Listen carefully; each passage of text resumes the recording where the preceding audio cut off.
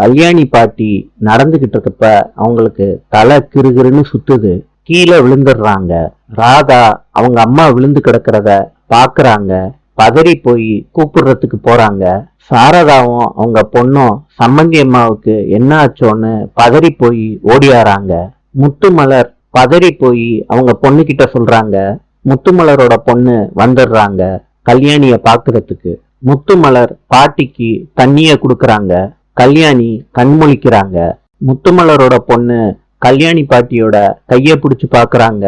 உங்களுக்கு சுகர் தான் கொஞ்சம் லோவா இருந்திருக்கு.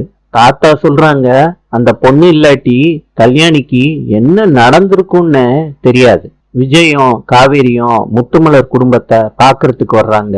முத்துமலரோட பொண்ணு கிட்ட சொல்றாங்க, நீ சரியான நேரத்துல ஹெல்ப் பண்ணிருக்க, தேங்க்ஸ்னு விஜய் சொல்றாரு. நாளை சந்திப்போம்.